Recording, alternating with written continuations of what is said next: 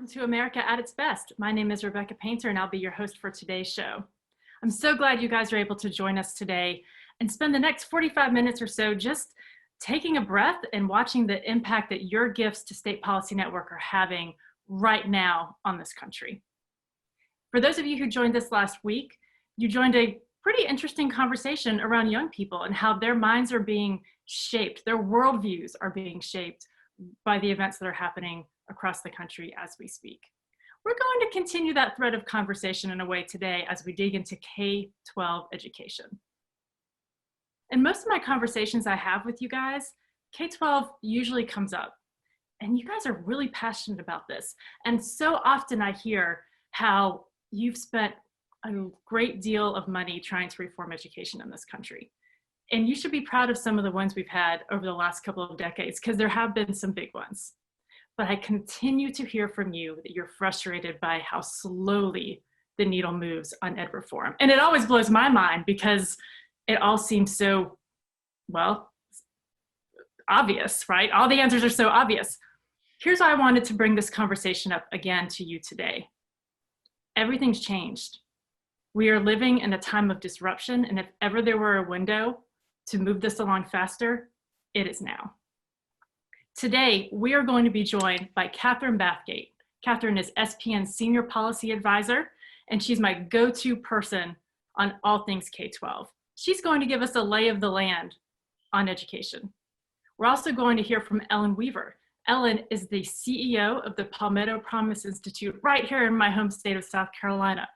And Ellen is in a fight right now to try and help children in our state have some choice in education for this school year. And finally, we'll check in with Bob McClure.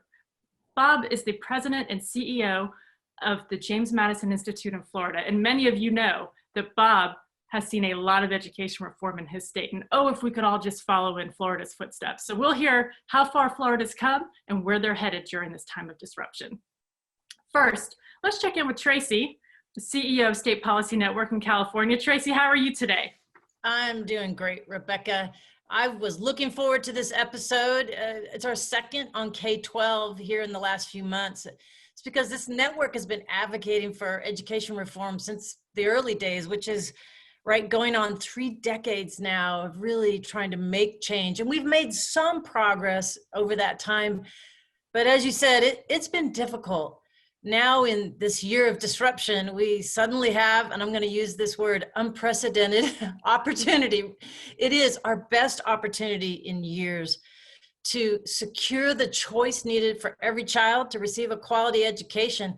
We were just talking yesterday about how we're seeing the Overton Window shift, and that is that meaningful window of opportunity to reform. And this network is charging into that opening. It's an exciting time for our kids, and our speakers today will have a lot of good news to offer. Well, Tracy, what do you think makes today different than, say, August of 2019 in terms of how parents are responding? Well, for sure, what kids and parents need is an education delivery system that maximizes flexibility and equity. And when the system's in disruption like it is now, you see this increased demand, and it starts paving the way for more customization of the learning experience. And that and flexibility, and not a one-size-fits-all. This is another reason why state and local solutions are so important. Very well said. Okay, well, with that, let's invite our first guest, Katherine Bathgate, to the show. Katherine, as I mentioned earlier, is my go-to resource for all things to do with K-12. Welcome to the show, Katherine. I know you are about to get started on homeschooling your own little one. So you ready for that?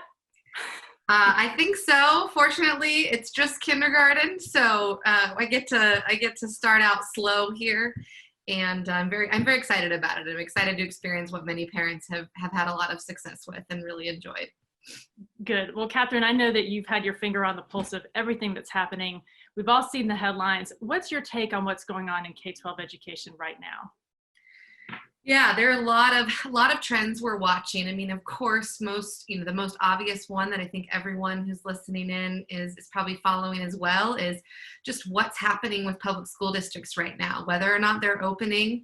I think I saw last week about 61, and it's probably gone up from there, but 61 of the largest 105 districts in the country are not opening in person. So there is a lot of change happening, and so many families being impacted yet again by this. And then we were just talking earlier today. I mean, there are families who are hearing just now whether or not their school districts are going to open, and they've got literally days to decide what they do, how they sort through their child's education. And there's a lot of fear, right, about going back in person. Parents do have some concerns, and there's a good percentage who are uncomfortable with that too. So that's driving numbers. Enrollments are in different spots all around the country. Some places are seeing influxes because they are opening in person, and so families are trying to move there quickly and get their kids enrolled. And then other places you have parents who are not comfortable sending their students, so they're keeping them at home. And then, notably as well, we've got some big plays happening on the teacher union front. So AFT just 2 weeks ago announced that they would stand by any local chapter. AFT is the American Federation of Teachers. They're one of the 2 largest unions in the country. And they've said if local chapters want to strike over safety concerns, they can do it, and they'll support them. That's thrown a whole nother wrench into this. I think it's engendered some more fear with families if teachers don't feel safe to return. And it's also going to be really interesting how that plays out on the labor market, right? If teachers do choose to strike, that might be something that forces districts not to open, absent maybe the health reasons that they may have made that decision before. So lastly was one final thing. What's really exciting is that we are seeing this influx of families demanding and pursuing more creative options. And that's what gets me most excited, is there's a lot of disruption happening right now. Parents are working together with others, piecing together their child's education. Increase in homeschooling is on the rise. Increase in these pandemic pods, as they've been called, and we can get into that later, have been on the rise as well. And demand is really high for doing things differently, which bodes well for us and for our network and what we're trying to accomplish in education. I mean, Katherine, I never thought I'd say that this challenge of trying to convince a ton of parents that there's a problem that needs to be solved, those days are over. They feel the problem. As you say, they are making the change because the government schools are letting them down by not reopening. There are parents who have to leave their house to get to work, and they can't do it right now. And so keeping that balance going has been really challenging for them. SPN polled parents of children who are in K-12 schools. What did you guys learn from that poll? Right, so we took a look, we asked parents of 1,000 parents in a national poll of who have children in K through 12, a series of questions. One of the things we asked them was how they felt about how the spring went. And there's a lot of results. They're all posted on spn.org, so you're welcome to review them in depth. But one thing that's specifically of note from the spring was 40% of parents say they believe their children are now behind academically. 40%. That's a big number. That is not insignificant. There were some benefits. Some parents said it was great to their children had less anxiety, and it was nice for them in some ways to be out of school. But academically, it was not a good spring for us. Because of that, and because of everything else going on, a lot of parents are considering change. So there's a number of polls that have looked at this. Ours found that 58% of parents are considering changing their child's education for this school year. Not long-term, just right now, which means there's going to be so much shift happening. It is already happening. About 20% said they had already made a change, right? And the remainder of that was still sort of sorting through what that would look like. And then, of course, interest in choice programs has gone through the roof. 37% of parents told us that they are very or extremely likely to consider homeschooling this year. And 35% of parents said they would be very or extremely likely to use an education savings account if their state had access to one. So parents are really looking for how to get their child the education they need in an environment that is safe, that is in many cases outside of the government system that they may have been accustomed to. And support for these ideas is really high. We asked parents which policy ideas they would support moving forward. 63% said they would support the idea of an emergency or pandemic ESA that would allow families. Tell us what a pandemic ESA, what does that mean exactly? Right. So an ESA is an education savings account. And the easiest way to think about it is if you get a debit card with a portion of your child's taxpayer education dollars, and you can use those on your child's education. You could hire a tutor. You could pay for online courses. You could even form a pod with others in your neighborhood and pitch. Tell us about the pods and what those are for those who don't know. So pods have been gaining a lot of popularity over the past couple of months. And the basic idea is there's sort of a spectrum of how families are setting these up.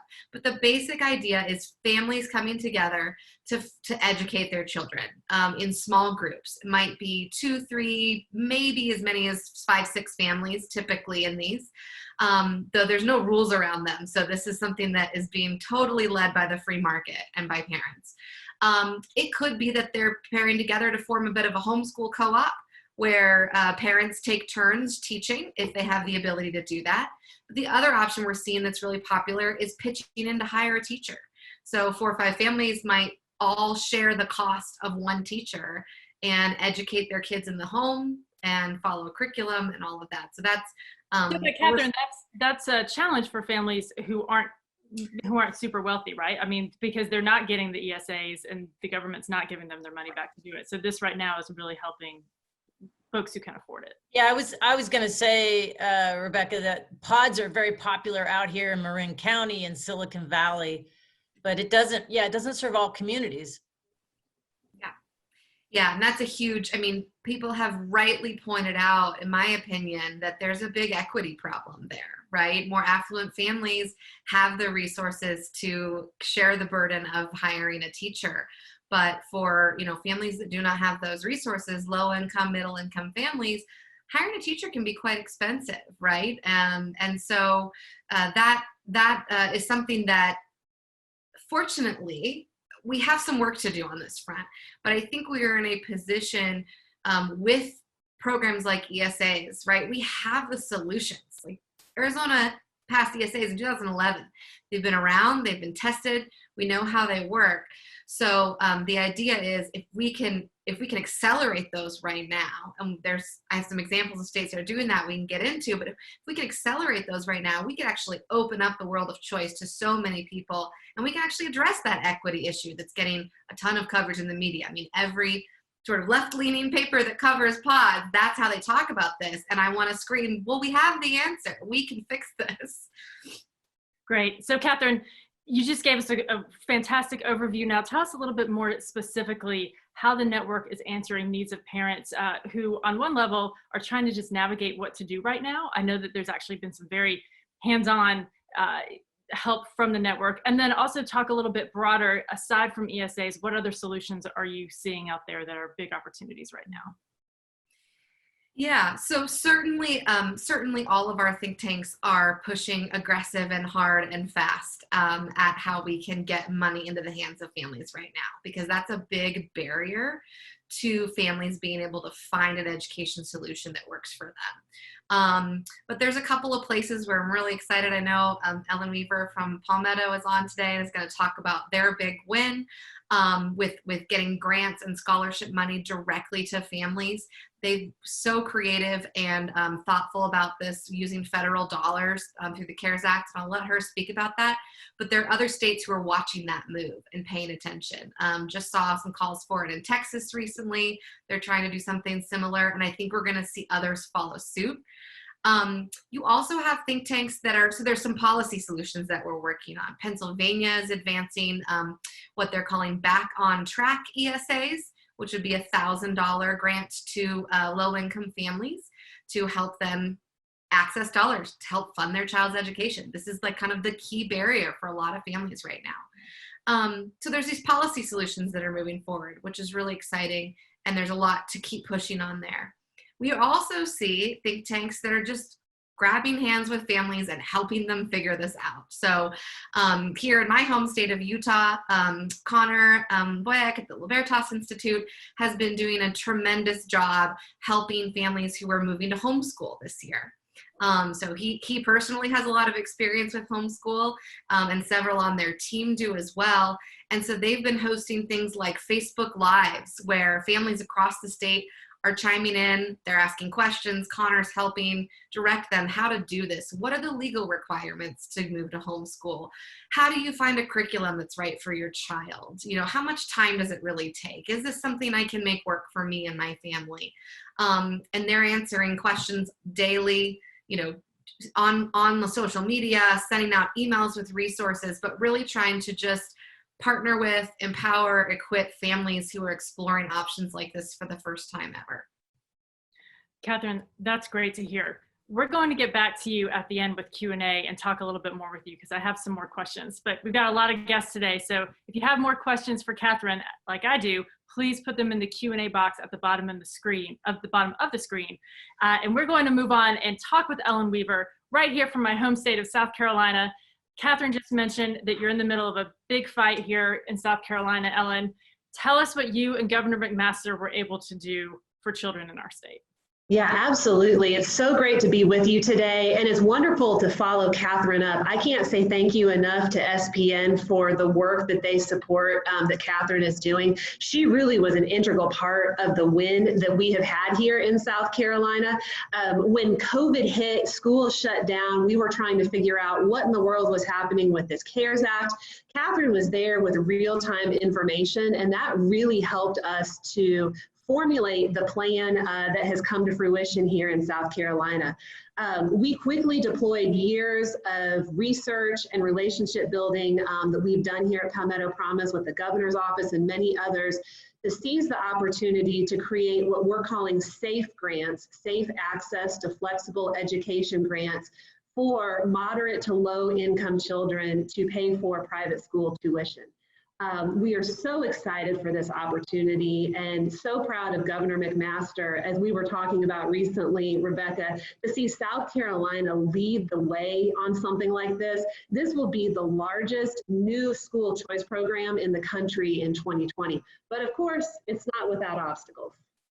And you guys would be getting about 5,000 students, low-income students, scholarships, basically, or paid tuition for private schools. That's what should be happening here. That's exactly right. And the demand has just been overwhelming. We have had over 13,000 parents in 3 weeks express interest in this program. And unfortunately, those parents are still waiting, which it looks like we're probably going to get to next. So. We will. Before we get there, though, tell us a little bit. I noticed you had an op-ed in the Wall Street Journal recently, which congrats, that's amazing. And I used it to help some of my friends who didn't quite understand why this was awesome for our state. I used your piece to help get them there.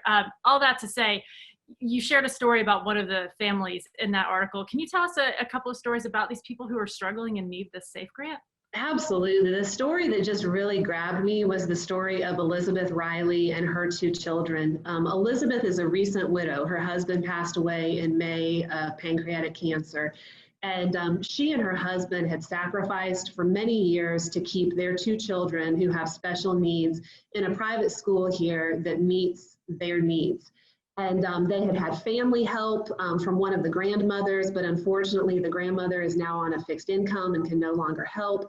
And so when Elizabeth's husband passed away, she is now also living on a much smaller fixed income. She had to move her family into a new house. And she was sitting her children down the afternoon that Governor McMaster announced SAFE grants to tell them that unfortunately they wouldn't be able to stay in the school that they loved. And that's when she got an email from her principal telling her about the SAFE grants. And she knew that that was an answer to prayer. But unfortunately, our education status quo, the teachers unions that Katherine was talking about have jumped into action to try to block this program from moving forward and to really rob families like Elizabeth of the hope that these grants would supply. Yeah, they have. They've really got a good messaging campaign here in the state, and they are positioning the governor and your institution as just stealing from public schools, which is not at all what's happening. So here we are now. It's being challenged in court. And I know that because, by the way, it's been all over my Facebook. And again, Ellen has created a lot of work for me in my personal time having to educate people otherwise. In the meantime, all right, tell us specifically why it's being challenged in court. What's the grievance? Absolutely. So essentially, South Carolina is a very special place, as you know, and every state thinks they're special, but South Carolina really is very special. We are one of 2 states that still elect judges through the legislature. After Governor McMaster announced SAFE grants, we got notification through the media a day after that someone had filed suit to enjoin the program. Turns out that someone was the son of a state senator who, follow this chain, is a former law partner of the judge he voted for, who his son then went to petition in front of. And everyone can scream conflict of interest. That's just how it happens in Orangeburg County, South Carolina. So we were up against a temporary restraining order the day after this happened. The good news about that is that the temporary restraining order only stops us from actually issuing the scholarships. The setup of the program is still happening on the back end. We are still approving schools. We are still getting ready to roll out a parent application process and get parents qualified, because we know that that is the power of programs like this. It's real lives, real stories, real impact. And when we're able to share those stories and tell those stories, that's how we push back against the misinformation that is being spread by the public education lobby here. The program itself is a total of $32 million, and this is a one-time emergency scholarship paid for by federal funds, right? But the education establishment knows that if there is a crack in their iron-fisted control of the $10 billion that South Carolina spends each year on public education, if parents get a taste of that education freedom, their control of that money is threatened. And so they're going to fight this hammer and claw, and we expect it to go all the way. The good news is we are currently in front of the Supreme Court waiting for them to formally announce that they will take this up in their original jurisdiction and get us to a quick resolution so that we can get these scholarships out for parents. All right, Ellen, let's assume, I know this is hard for us being on this side of things, that you win this case, because I feel pretty optimistic about it anyways.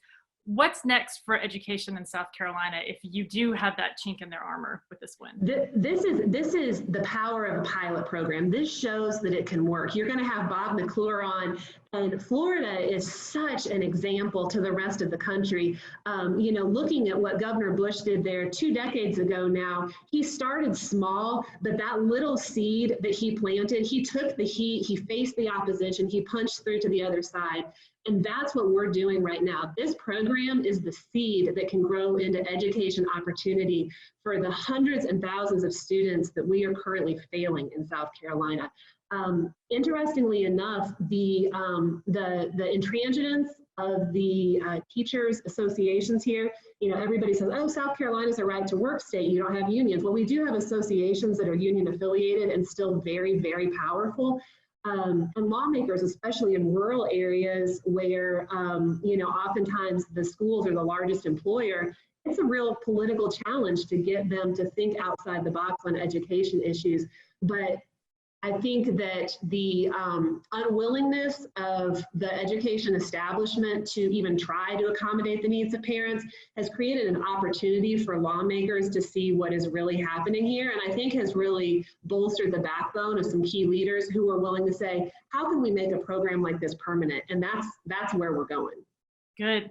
All right, Ellen, I've got one final question for you before we move on to Bob, and you just, set that up perfectly. I know you're fighting a legal battle right now. You're working to get your message out. I know you're trying to raise money to make this one happen quickly. If anybody is compelled to invest and give a gift to that effort today, where should they go to do it?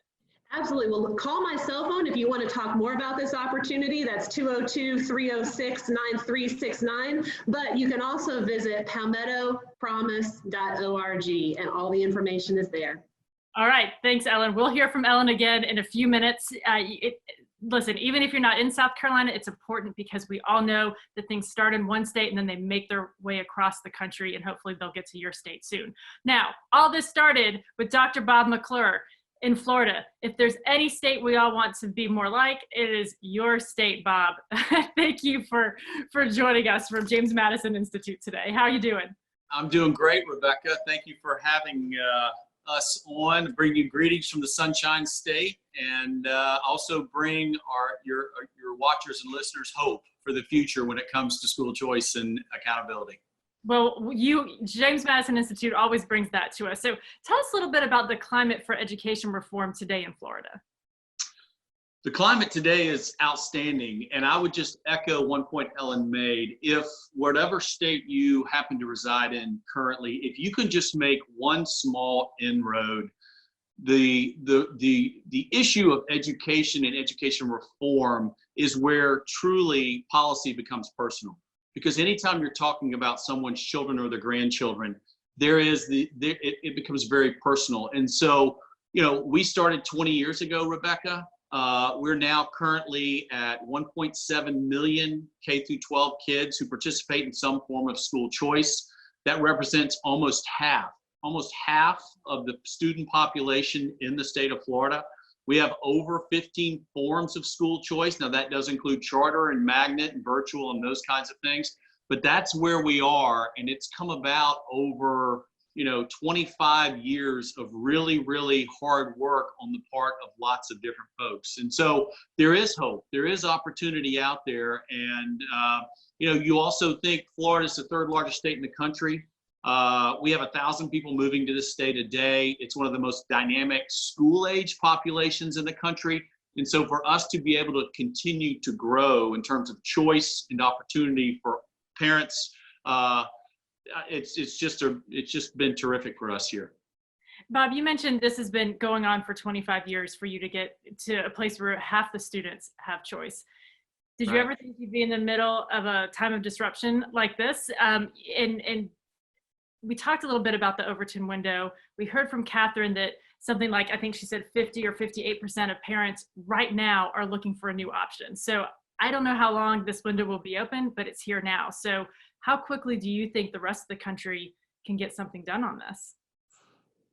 Well, I certainly can't speak for other states. I can speak for Florida. I mean, once you get that door open just a little bit and you begin to talk about people's children and their grandchildren, because 80% of those who make use of the school choice programs in the state are in underserved communities. It really does allow for kind of that flywheel momentum. You push the flywheel, you push it, and ultimately it begins to move on its own. And that's where we've reached here in Florida. Jeb Bush was governor in the mid to late 90s. He opened with 3 small little school choice voucher opportunity scholarship programs struck down by the Florida Supreme Court. Kept staying with it, kept arguing for it, and it's continued to grow since then. And I would offer this seed as well, Rebecca. Politicians, what's their first and foremost motivation? To get reelected, right? School choice is the one issue that you can run on that can help officials who want to get reelected move into kind of voter areas that they may not have otherwise been able to reach in the past. I'll give you a perfect example. In our governor's race in 2018, we had a Democratic kind of socialist Bernie Sanders clone, Andrew Gillum, African-American gentleman running against Ron DeSantis, who's a very good, strong free market governor. And there were, in that race, Rebecca, there were about 500,000 African-American women who voted in that race. The Republican candidate for governor won 20% of them. He won 100,000 votes in that group, and he wins the entire race by only about 30,000 votes. This was kind of profiled by the Wall Street Journal. Our own Bill Maddox had a piece in the Wall Street Journal about this, and it shows you that school choice, when it comes to politicians wanting to get elected or reelected, can cut across so many demographics that are critically important. And so I would also offer that up as an element of hope as well. That's a great point. I mean, it is politically preferable in some places to be for choice. The parents are very vocal about wanting it right now. It seems like there are a couple things going on with think tanks around the country. Katherine mentioned a couple of ways that think tanks are just, locking arms with parents and saying, here's how you navigate the system, here are your options, here's what you can do. It seems like there are ways to, within the current system of education, right, to keep fighting for choice the way we have been. But then it seems like in this time of disruption, we could shake up the whole system. And I know that you've been doing a little bit of that and thinking about it. So what's next in those areas for JMI? Well, here in Florida, we just have continued to expand the choice programs in place and continue to add new ones. We just added a family empowerment scholarship, which essentially allows families to take the dollars generated by their own child in their own district to take advantage of a scholarship to go someplace where their child is not being bullied, where they're allowed to have certain programs that may not be offered at their previous school. So we've continued to expand the Family Empowerment Scholarship Program, and we've also continued to expand the Hope Scholarship. The attack in Florida has finally reached all fronts. We're attacking on all fronts. And so, you have homeschoolers. I hear Tracy talk about pods in California. Pods are a fancy name for homeschooling, and it's been going on in Florida for 30 years. And so while that may reach a certain segment of the population, the Family Empowerment Scholarship will reach a different segment of the population. Learning disabled scholarships for children who have learning disabilities. We have those in place. We have a virtual school program that's run by the state of Florida. So in Florida, we have reached the point where we're really trying to attack on all fronts and kind of roll up the opposition when it comes to choice programs. And I will say again, Rebecca, this is where policy becomes personal. And if you can just crack that door open, there is immeasurable opportunity. All right, Bob, thanks. Anything else you want to add before we get into the Q&A section? Don't give up hope. This historic moment is a tremendous opportunity for every state in the country. And Bob, one more thing, actually, I just popped in my head as you were talking. You reminded me recently that there are some states, and I think Florida is one of them, that are also starting to look at, we're at a place right now, and you mentioned the elections. This will probably come up as an issue. Parents cannot go to work because they have to stay home with their kids, right? And so you're starting to see this rise of a couple of business owners and corporate folks saying, you know what, we could start a school within our business and have our employees come and bring their kids, and boom, problem solved. So you're investigating that as well, correct? Yeah, and we've actually seen a number of different corporations kind of set up their own mini charter school. You can do that in Florida. There's a funding opportunity to access from the state. So they've either chosen to set up their own charter schools within their businesses, or they have chosen to homeschool. I'll tell you what the state's done on whether, in terms of going back to school, Rebecca, or not. What Florida has essentially said is, we're going to open. This state is going to reopen. And if you are comfortable sending your children back to school, whatever form of choice that may be, then great. There will be protocols in place and those kinds of things. But if you're not, here are a list of 20 resources and alternatives that you as a parent can access in order to have your child educated. And I'll add this one more thing, Rebecca, that I think is critically important. With all of this choice and accountability, the question always is, well, how is the quality of the education? And when you talk about a state like Florida with as diverse a population and as we have, when it comes to NAEP scores, which are kind of the standardized national test scores, when it comes to reading scores, when it comes to graduation rates, when it comes to minority test scores and minority graduation rates, Florida continues to rank in the top 5 in the country, regardless of the index that's used. And that is directly attributed to choice, because many people do love their own personal public school. It's like everybody hates Congress, but they love their congressman or woman. It's very similar in Florida with public schools. But what we see when you have choice and opportunity is these public schools improve, and therefore reading scores, graduation rates, et cetera, also improve. Rebecca, I want to repeat a really important point that Bob made is when policy becomes personal, you can't underestimate the bootstrapping, problem-solving power of communities, especially a parent who was looking out and feels responsible to help their child get educated. And that's why you have this flourishing of education reform options in Florida. And this is what we want to try to replicate in every state. Tracy's absolutely right. The parents and the families are the most influential component when it comes to driving school choice. Yep. Okay. Thank you, Bob. All right, let's bring Ellen and Katherine back and answer a couple questions. First question, I know it's been on a lot of our viewers' minds, so I'll start with this one. You know, this has become personal to a lot of people. There's no doubt. Ellen mentioned it. Katherine touched on it. One of the biggest obstacles to education reform has always been teachers' unions. So do you guys believe that this policy becoming so personal to parents will ultimately be a tipping point and diffuse some of that? Or how do you see that playing out? I personally think parents are the only political force big enough to counter the money and influence of the teachers unions. And that's why we're so excited to have these 13,000, almost 14,000 parents ready to engage in South Carolina, because we now have an army to deploy that we've never had before. Good answer.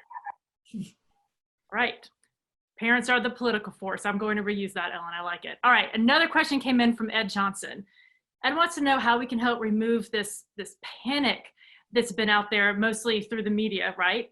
And get back to reasonable assumed risk on the part of citizens. And I believe Ed's talking about the panic of, you know, some people just being scared to death to go back to school. And I know there's a lot of debate around this and very strong feelings, but is there anything else we can do to help diffuse some of it?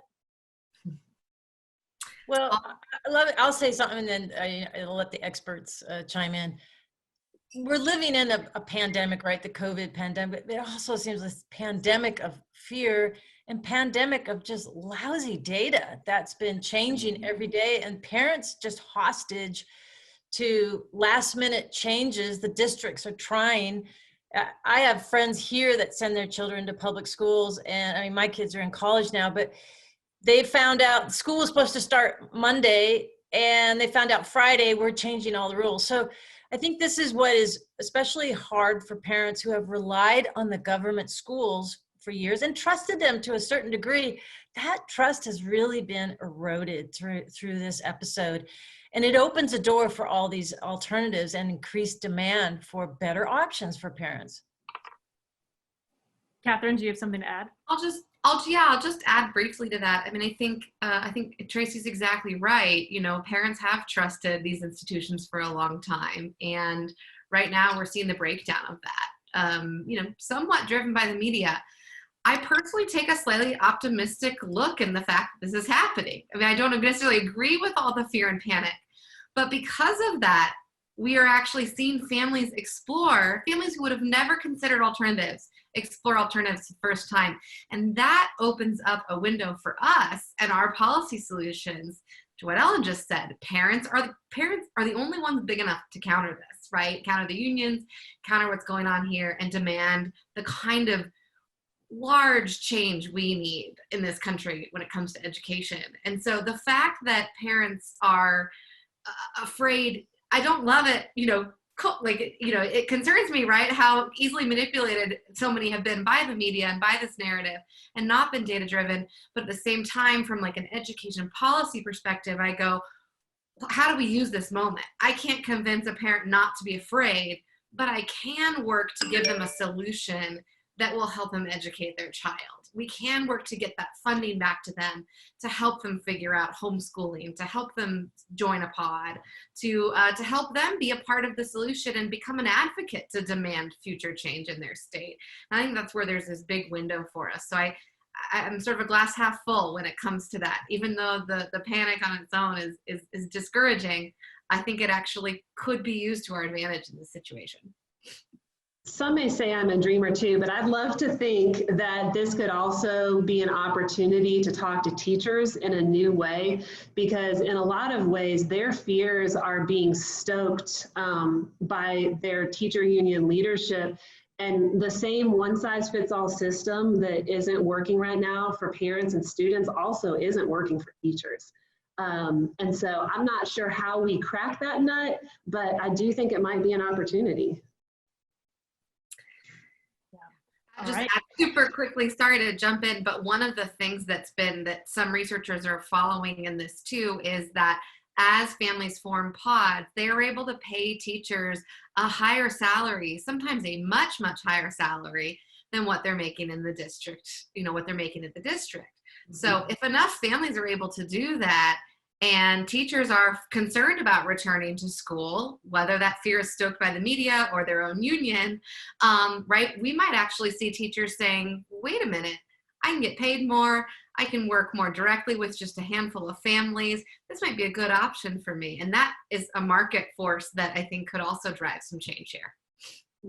Rebecca, it's also a message for underserved communities too. When you who may not have those options to pay teachers or to do pods, it's an opportunity to go in those communities and offer them alternatives. Charter school across the street, parochial school, those kinds of things in areas and with folks that otherwise would just kind of traditionally return to the public school. I mean, it is an unprecedented opportunity during this pandemic.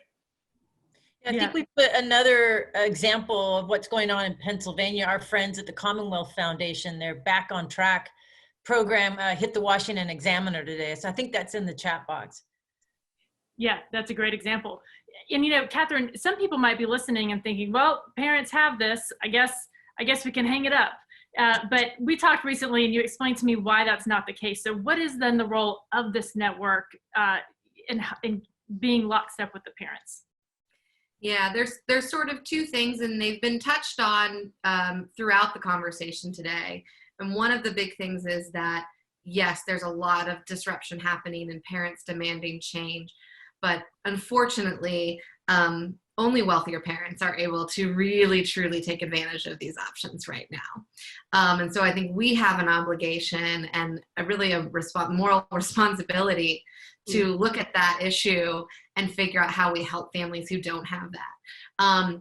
There's sort of a short-term and a long-term play here around that, right? Short-term is doing things like what Ellen was able to accomplish in South Carolina with SAFE grants, right?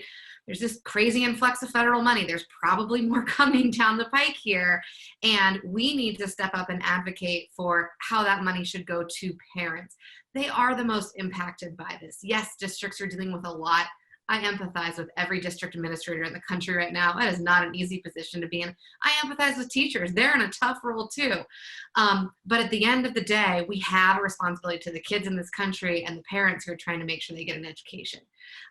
Fortunately, we can do creative things like what they did with SAFE grants and get that money to families who need it as a short-term win.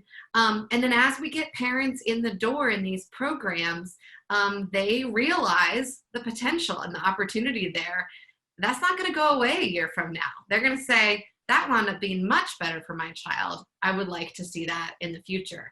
So I do think we need to be playing both our short term, what can we do right now this school year, things like using federal money, or states passing like an emergency ESA, a 1-year program.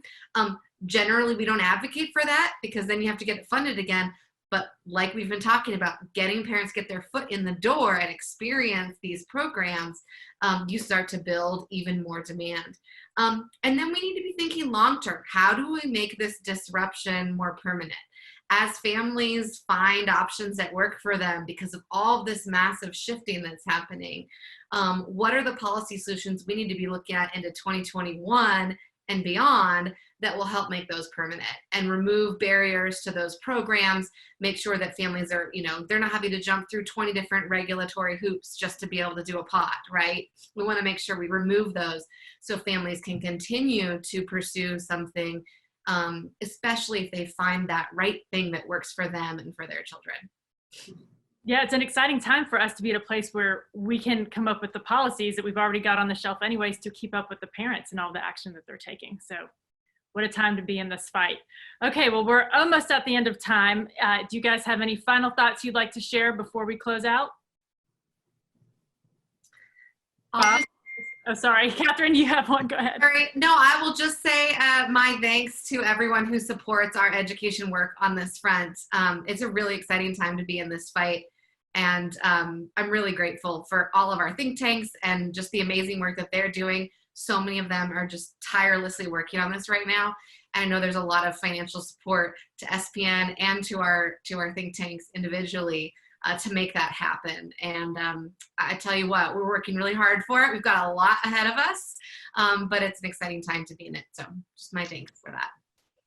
I think the cultural moment that we're in right now, there's just so much fear and uncertainty. And I think about education as being the ticket to the American dream. And, you know, here in South Carolina, we have so many rural communities who have just been decimated by decades and decades and decades of no hope. And education choice is the one policy that could create hope for those families, that could transform communities, transform lives.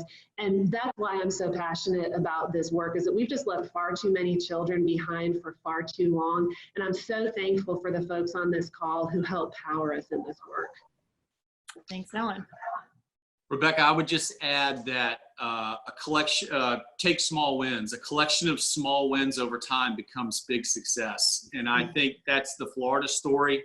Where we are now, you know, people, it's the proverbial, it took us 20 years to become an overnight success. And so any wins you can get early on when it comes to this issue are incredibly important. And you put enough of those together, all of a sudden you wake up one day and you have an incredible series of programs in your own state. So I would say take small wins and success will come. And I want to thank all of those who are watching for supporting SPN and all the think tanks around the country as well. Thanks, Bob. Tracy, any words of wisdom to leave us with today?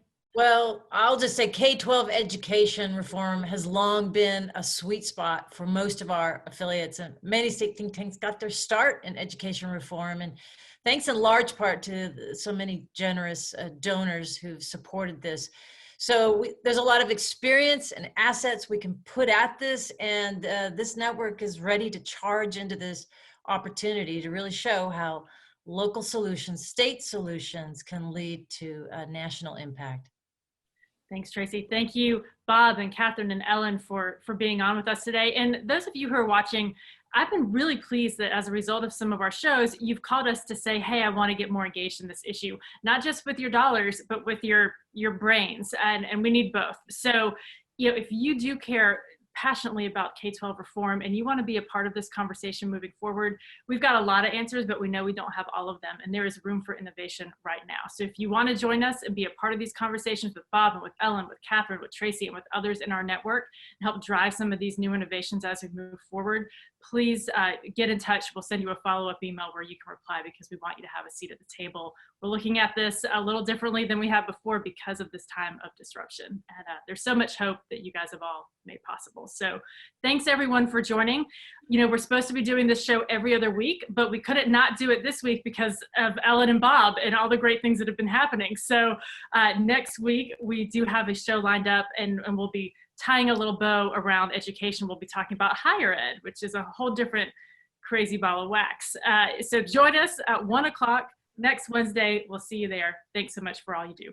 Bye. Thanks, everyone. Take care. Thank you. Thank you. Thanks all.